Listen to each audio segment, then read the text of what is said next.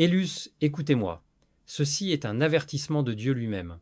Ce que je vous apporte aujourd'hui n'est pas seulement un message, c'est un avertissement divin, directement issu du trône de Dieu. Il s'adresse à ses élus, il s'adresse à vous.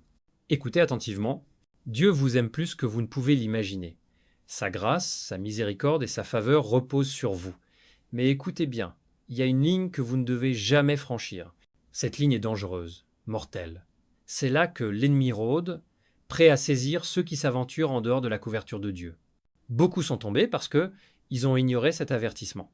Ils ont joué trop près du bord, pensant que la grâce les couvrirait toujours. Mais ils ont oublié que Dieu est miséricordieux, mais aussi juste. Quand vous franchissez cette ligne, vous entrez sur le territoire de l'ennemi et la destruction est certaine. Élus, écoutez. Ce message n'est pas pour tout le monde. Ce que je m'apprête à partager n'est pas pour la foule, ni pour les tièdes, ni pour ceux qui marchent dans la rébellion. Ce message est pour quelques-uns seulement. Ceux qui ont été mis à part, appelés et choisis par Dieu lui-même. Écoutez attentivement, ceci s'adresse à ceux qui sont prêts à obéir à Dieu sans compromis, à ceux qui sont prêts à marcher dans ses voies, respecter ses lois et se soumettre entièrement à sa volonté. Tout le monde ne comprendra pas cela. Tout le monde n'est pas prêt pour ce niveau d'obéissance. Beaucoup entendront, mais ne comprendront pas. Beaucoup verront, mais resteront aveugles. Mais si votre esprit est remué, si quelque chose s'éveille en vous, alors sachez-le, cette parole est pour vous. Élus, avez-vous déjà réfléchi au fait qu'il existe un point de non-retour?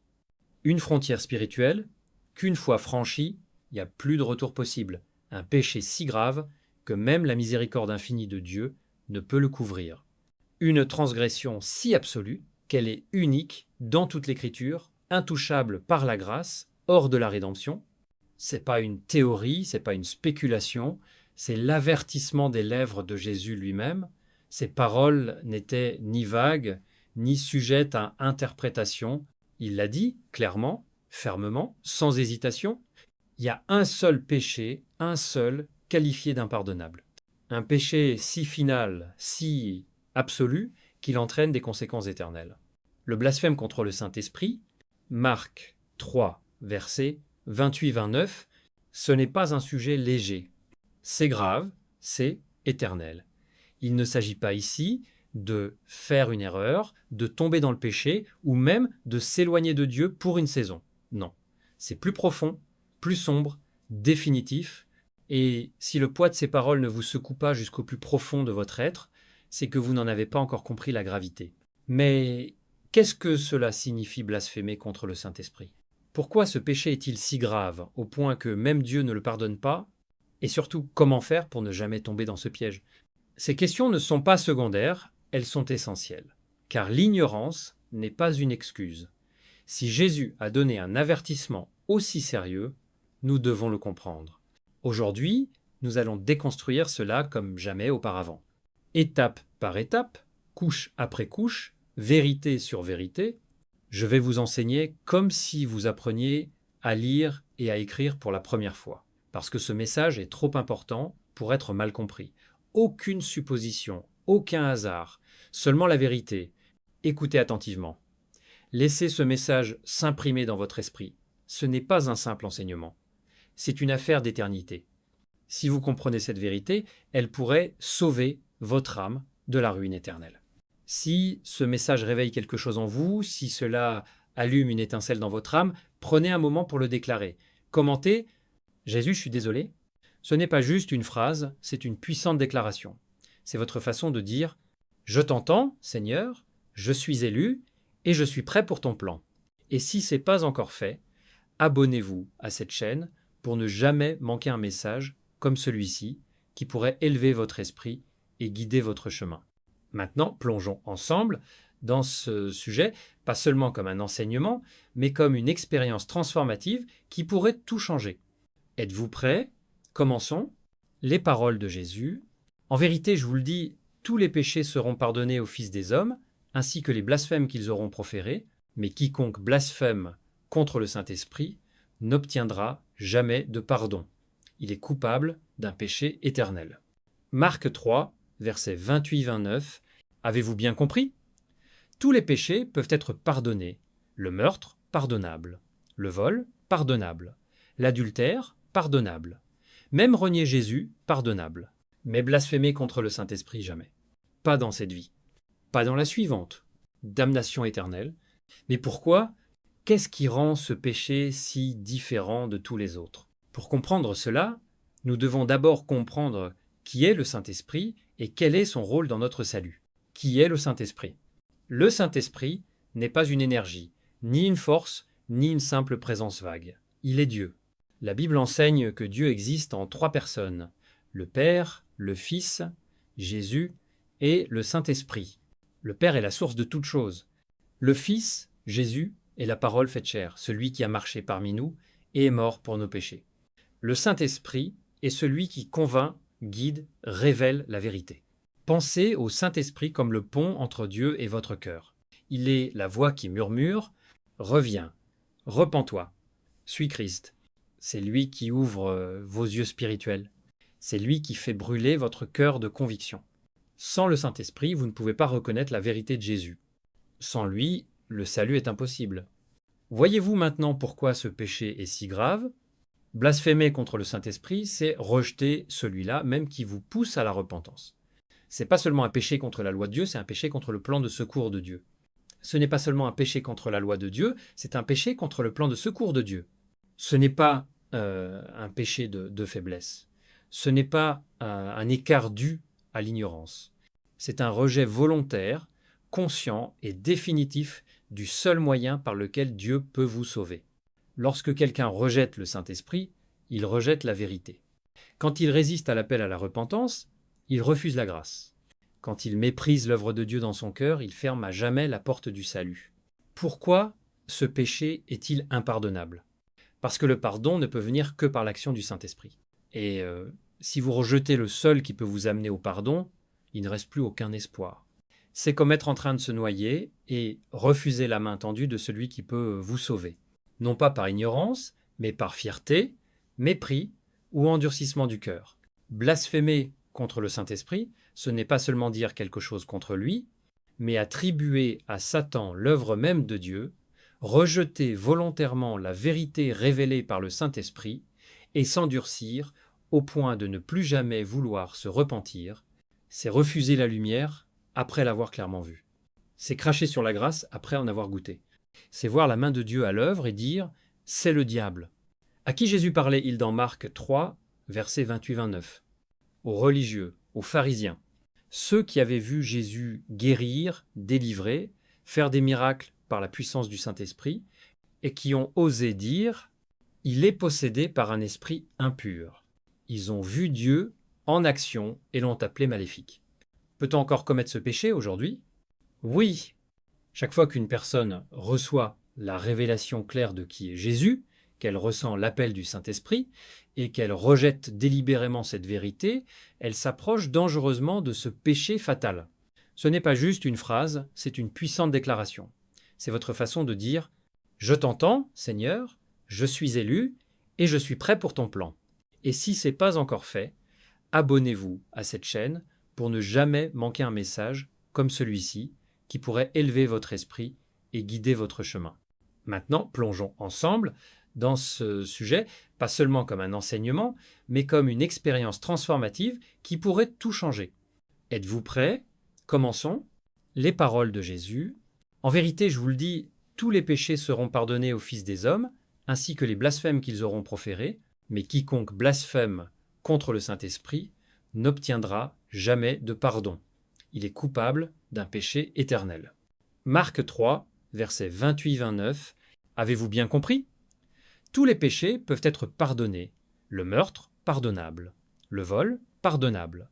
L'adultère, pardonnable. Même renier Jésus, pardonnable. Mais blasphémer contre le Saint-Esprit, jamais. Pas dans cette vie. Pas dans la suivante. Damnation éternelle. Mais pourquoi? Qu'est-ce qui rend ce péché si différent de tous les autres? Pour comprendre cela, nous devons d'abord comprendre qui est le Saint-Esprit et quel est son rôle dans notre salut. Qui est le Saint-Esprit? Le Saint-Esprit n'est pas une énergie, ni une force, ni une simple présence vague. Il est Dieu. La Bible enseigne que Dieu existe en 3 personnes, le Père, le Fils, Jésus et le Saint-Esprit. Le Père est la source de toute chose. Le Fils Jésus est la parole faite chair, celui qui a marché parmi nous et est mort pour nos péchés. Le Saint-Esprit est celui qui convainc, guide, révèle la vérité. Pensez au Saint-Esprit comme le pont entre Dieu et votre cœur. Il est la voix qui murmure « Reviens, repens-toi, suis Christ ». C'est lui qui ouvre vos yeux spirituels. C'est lui qui fait brûler votre cœur de conviction. Sans le Saint-Esprit, vous ne pouvez pas reconnaître la vérité de Jésus. Sans lui, le salut est impossible. Voyez-vous maintenant pourquoi ce péché est si grave ? Blasphémer contre le Saint-Esprit, c'est rejeter celui-là, même qui vous pousse à la repentance. C'est pas seulement un péché contre la loi de Dieu, c'est un péché contre le plan de secours de Dieu. Ce n'est pas seulement un péché contre la loi de Dieu, c'est un péché contre le plan de secours de Dieu. Ce n'est pas un péché de faiblesse. Ce n'est pas un écart dû à l'ignorance. C'est un rejet volontaire, conscient et définitif du seul moyen par lequel Dieu peut vous sauver. Lorsque quelqu'un rejette le Saint-Esprit, il rejette la vérité. Quand il résiste à l'appel à la repentance, il refuse la grâce. Quand il méprise l'œuvre de Dieu dans son cœur, il ferme à jamais la porte du salut. Pourquoi ce péché est-il impardonnable ? Parce que le pardon ne peut venir que par l'action du Saint-Esprit. Et si vous rejetez le seul qui peut vous amener au pardon, il ne reste plus aucun espoir. C'est comme être en train de se noyer et refuser la main tendue de celui qui peut vous sauver. Non pas par ignorance, mais par fierté, mépris ou endurcissement du cœur. Blasphémer contre le Saint-Esprit, ce n'est pas seulement dire quelque chose contre lui, mais attribuer à Satan l'œuvre même de Dieu, rejeter volontairement la vérité révélée par le Saint-Esprit et s'endurcir au point de ne plus jamais vouloir se repentir, c'est refuser la lumière après l'avoir clairement vue. C'est cracher sur la grâce après en avoir goûté. C'est voir la main de Dieu à l'œuvre et dire « c'est le diable ». À qui Jésus parlait-il dans Marc 3, versets 28-29 ? Aux religieux, aux pharisiens. Ceux qui avaient vu Jésus guérir, délivrer, faire des miracles par la puissance du Saint-Esprit et qui ont osé dire « il est possédé par un esprit impur ». Ils ont vu Dieu en action et l'ont appelé maléfique. Peut-on encore commettre ce péché aujourd'hui ? Oui. Chaque fois qu'une personne reçoit la révélation claire de qui est Jésus, qu'elle ressent l'appel du Saint-Esprit et qu'elle rejette délibérément cette vérité, elle s'approche dangereusement de ce péché fatal. C'est pour cela que Jésus a dit « Celui qui blasphème contre le Saint-Esprit n'obtiendra jamais de pardon ». Non pas parce que la miséricorde de Dieu a des limites, mais parce que la personne a fermé la porte à la miséricorde. Peut-on commettre ce péché par accident ? Non. Le blasphème contre le Saint-Esprit n'est pas un échec soudain, c'est un processus, un rejet lent, délibéré, progressif, définitif de l'appel de Dieu. C'est quand une personne entend la vérité de l'Évangile, la comprend pleinement, voit clairement la puissance de Dieu, et malgré cela, endurcit son cœur et la rejette. Le danger, c'est l'endurcissement du cœur. Au début, la personne ressent la conviction. Le Saint-Esprit l'appelle, la pousse à se repentir.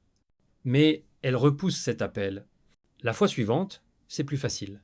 Encore une autre fois, encore plus facile, jusqu'au jour où elle ne ressent plus rien, son cœur est devenu pierre, et à ce moment-là, la repentance devient impossible, non parce que Dieu ne voudrait pas, mais parce que la personne a perdu toute capacité de revenir. C'est cela. La terrible réalité du blasphème contre le Saint-Esprit, ce n'est pas un mot irréfléchi, mais un rejet final, volontaire et éternel de la miséricorde divine. La Bible avertit « Ne vous y trompez pas, on ne se moque pas de Dieu. Ce qu'un homme aura semé, il le moissonnera aussi. » Galates 6, verset 7. Aujourd'hui, le monde se moque de Dieu ouvertement. On blasphème son nom dans les films, la musique, les discussions.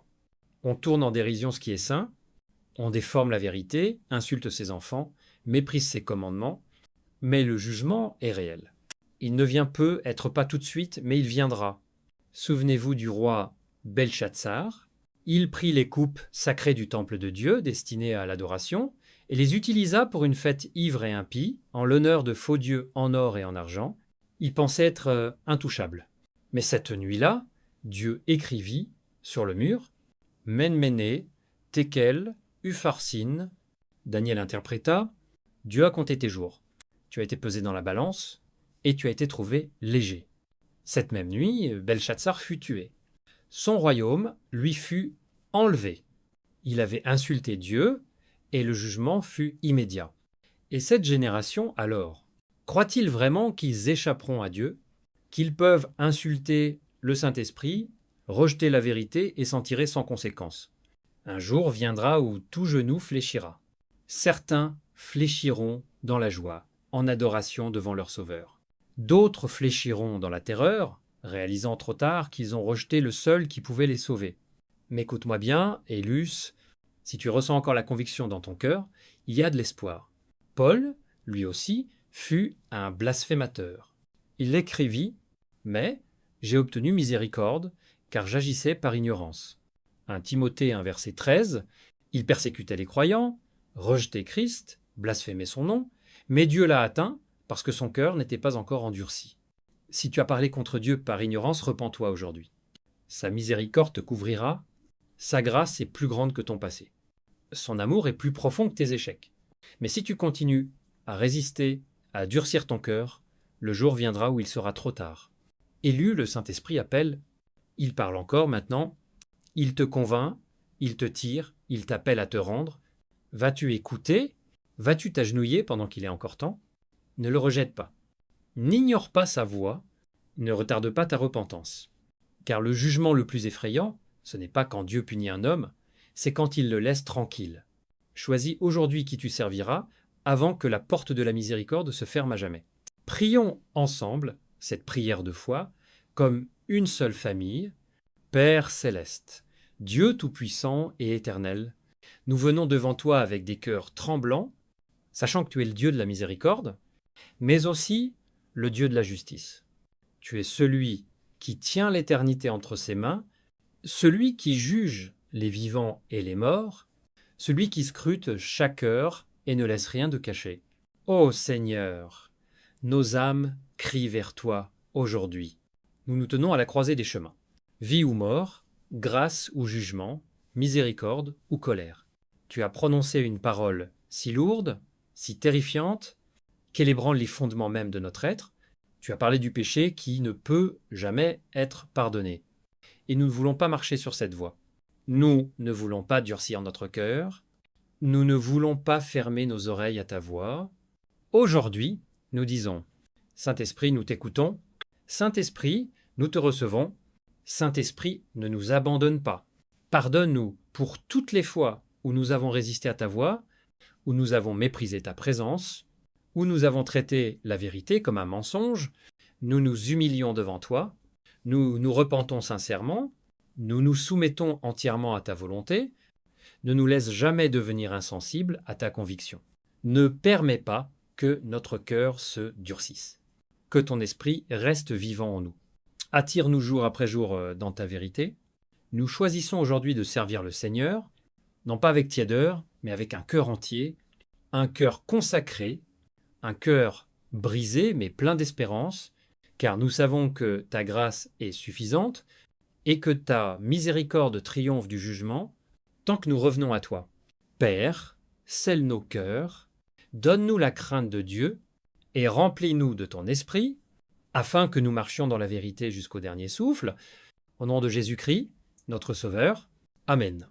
Si cette prière a touché ton cœur, déclare-le ouvertement, écris en commentaire ou dans ton cœur, Saint-Esprit, je t'honore, Jésus, je me rends, Père, je choisis ta volonté. N'attends pas, ne retarde pas, ne joue pas avec l'éternité. Le moment de te tourner vers Dieu, c'est pas demain, c'est pas plus tard, c'est maintenant. Aujourd'hui, si vous entendez sa voix, n'endurcissez pas vos cœurs. Hébreux 3, verset 15. Que cette parole t'éveille, te purifie et te fortifie. Et si tu veux rester nourri de vérité comme celle-ci, reste connecté, cherche la présence de Dieu et marche chaque jour dans sa lumière. Pardonne le péché qui ferme à jamais la porte de la miséricorde, le péché qui franchit la ligne du non-retour. Père, au nom de Jésus, nous plaidons devant toi pour chaque âme, sous le son de ce message. Nous plaidons pour les aveugles, les rebelles, les cœurs endurcis, ceux qui t'ont moqué sans comprendre le feu avec lequel ils jouaient. Ô Seigneur, aie pitié avant qu'il ne soit trop tard. Saint-Esprit, nous t'invoquons, traverse ce message comme un vent impétueux. Que ce ne soit pas de simples mots, mais un feu dévorant qui consume toute résistance. Qu'il secoue chaque âme endormie, qu'il réveille chaque cœur qui s'est éloigné. Abat les murs de la tromperie. Brise les chaînes de l'aveuglement spirituel. Écrase l'orgueil qui refuse de se courber devant toi. Père, nous intercédons pour ceux qui t'ont ignoré encore et encore, pour ceux qui ont entendu ta voix et l'ont réduite au silence, pour ceux qui ont rejeté ton appel et t'ont repoussé. Ô Dieu, nous te demandons, y a-t-il encore du temps? Y a-t-il encore de l'espoir? Y a-t-il encore de la grâce pour celui qui t'a résisté? S'il reste la moindre ouverture, saisis-la maintenant, Seigneur, saisis leur cœur. Secoue leur esprit, amène-les à genoux avant qu'il ne soit trop tard. Nous crions pour ceux qui se tiennent sur le bord même des ténèbres éternelles, ceux qui ont presque perdu la capacité de se repentir, ceux dont le cœur est presque devenu pierre. Seigneur, que ceci soit leur dernier avertissement le moment qui les ramène en arrière, loin du précipice de la destruction. Ô Dieu, ne les laisse pas se perdre pour toujours. Nous réprimandons chaque mensonge de l'ennemi qui leur dit qu'ils ont encore le temps, chaque tromperie qui leur fait croire qu'ils peuvent te rejeter aujourd'hui et se tourner vers toi plus tard. Père, réveille-les à l'urgence de ce moment, qu'ils ressentent le poids de l'éternité peser sur eux, qu'ils voient l'horreur de ce qui attend ceux qui rejettent ton esprit. L'enfer est réel, le jugement est réel, le point de non-retour est réel. Que cette vérité les saisisse comme jamais auparavant. Et maintenant, Seigneur, nous prions pour ceux qui écouteront, ceux qui croiront, ceux qui répondront avec humilité et repentance. Ô Dieu, couvre-les de ta miséricorde, que le sang de Jésus lave leurs péchés, que les chaînes de la culpabilité et de la honte soient brisées de leur vie. Remplis-les de la puissance du Saint-Esprit, afin qu'ils ne s'éloignent plus jamais de toi. Seigneur, que ce message atteigne les oreilles de ceux qui en ont le plus besoin. Qu'il perce à travers les distractions de ce monde, qu'il tranche le bruit de la tromperie, qu'il soit un feu dans leurs os, une épée qui sépare la vérité du mensonge. Et maintenant, Père, nous prions une bénédiction spéciale sur ceux qui défendront cette vérité, sur ceux qui ne feront pas que l'entendre, mais la partageront, la diffuseront, la proclameront, sur ceux qui s'abonneront, aimeront, partageront, ceux qui deviendront des porteurs de ce message, des sentinelles, des partenaires dans la diffusion de ta vérité. Père, honore-les. Bénis leurs mains qu'elles ne manquent jamais. Bénis leur maison, que ta présence y demeure. Bénis leur famille, que leurs enfants marchent dans tes voies. Bénis leur santé, que maladie et affliction s'enfuient. Bénis leur destinée, qu'ils marchent dans ta faveur et ton dessein divin. Ô Seigneur, comme ils élèvent ton nom, élève-les. Comme ils honorent ta vérité, honore-les devant les hommes et les anges. Comme ils répandent ta parole, que leur vie soit un témoignage de ta fidélité. Scelle-les sous la couverture de ta grâce, qu'aucune arme forgée contre eux ne prospère. Qu'ils soient des guerriers puissants de la vérité dans cette génération. Nous déclarons et décrétons, Satan ne fera pas taire ce message. Les forces de l'enfer ne stopperont pas cette vérité. La parole du Seigneur prévaudra. Et ainsi, nous scellons cette prière dans le nom incomparable, puissant, éternellement glorieux de Jésus-Christ. Amen et Amen.